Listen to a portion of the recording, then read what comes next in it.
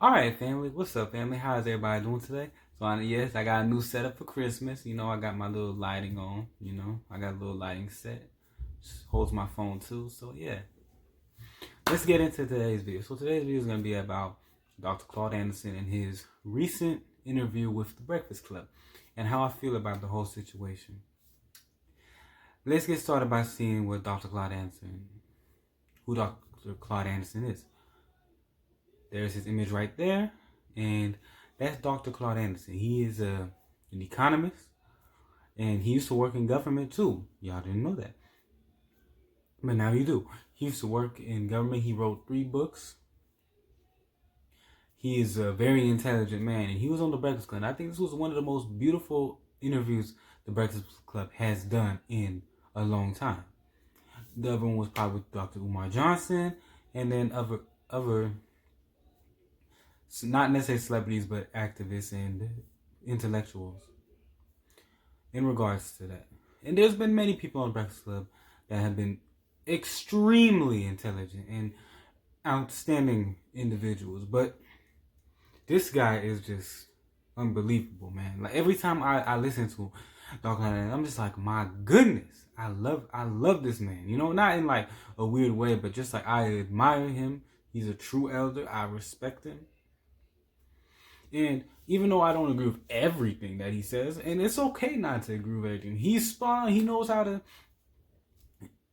put in that work. He knows what to do, what not to do, and it's just beautiful, man. I'm always happy. And y'all need to just watch. I'll put a little clip of the video, just a little clip of it, and y'all be like, damn. That's amazing. I don't want to. No. Better yet, I won't even do that. I'll put the whole interview in the description box. How about that? Because I know y'all love the whole thing. Y'all don't want just certain sections. But he was saying something that was I love particularly. He was talking about when he was working in South Carolina, and he was working in I believe it's public policy. If I'm mistaken, something in public policy or. No, it was property ownership, public property ownership, in regards to lending out property to people, somewhere around that line. Correct me if I'm wrong, everyone. He's talking about how he was working with, and he saw one day he was talking with Strom Thurmond. If y'all don't know Strom Thurmond, he's a rabid white supremacist. This man is brutally evil, and ironically, he busted a fat ass nut in his maid, and then he created a biracial baby, even though he hates black people. Interesting, when he was 15 and she was like 30. They most hated, most imitated, I suppose. They only want to use us for sexual pleasures. Yeah. Racists, that's what a racist does. Interesting. They will hate you all day, but then they'll come to you during bedtime to get that pleasure. That's amazing. That explains racism in a nutshell. America, in the whole world. That's amazing, especially America.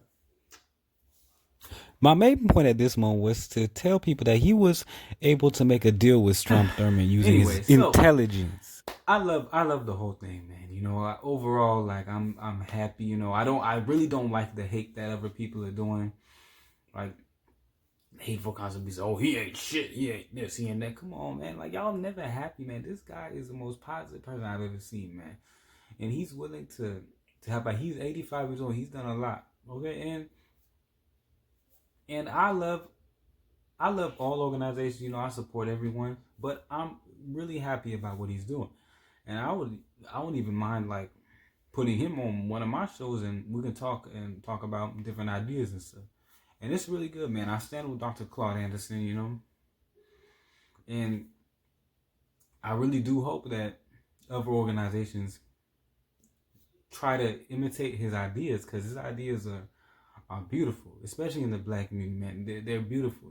It's all about helping each other economically, building the community. And people say, well, the community, well, well, that's just some neighborhoods. No, they're definitely neighborhoods and communities. Communities want ownership and control. If you don't own anything, that's not a community, bro. That's just a neighborhood. You're just a residential person. It's a residential area. It ain't no damn community. That's why I don't like people say, well, this place, the majority, this and ethnicity. Well, yeah, do you own and control some business at all? No. Other groups are controlling. Why can't, so in order for that to do that, you have to own and control them. Okay? Because if you don't own anything, you are through in the United States and the world. And that's true. And he did say something that was true. He said Black Americans have been here before 98% of people have been in America. That's true. That's true. Can't get mad at that. There's been some so-called Black Americans that have been here before 1619. Let's keep it a buck. Let's be honest. And also, maybe some of the so-called Black Americans are Native Americans too, because what they did during slavery was that there were Native Americans who were the same complexion as African Americans. Same heritage, everything. Maybe some of them took them from other parts of the country, maybe the Deep South, and put them in the plantation in the Deep South. That could be another thing too. And also, they brought the slaves from West Africa to come as well during 1619. And after that too, until 1808, and then the international clause, constitutional clause, whatever, that banned international slavery, but then banned domestic slavery.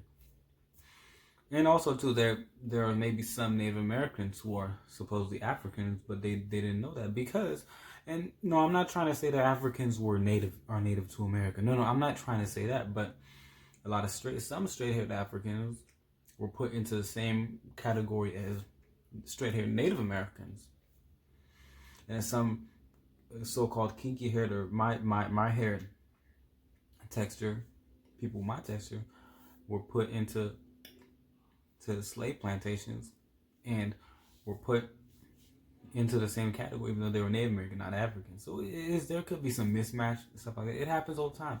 Like I said, Africans and Amerindians, the natives of this continent, and also natives of Africa and the Pacific Islands, we're all the diverse people. We're not a monolith. We don't look all the same. We have the same ancestry, yes. Per each continent, for example, yes, Africans have the African ancestry. Natives of America have Native American ancestry, etc. Not everyone has the same ancestry. The four most diverse continents just keeping it up in the world. My bad about the misconception. Africa, and the Oceania. Everybody looks different, You have East Africans that look like me. Not all.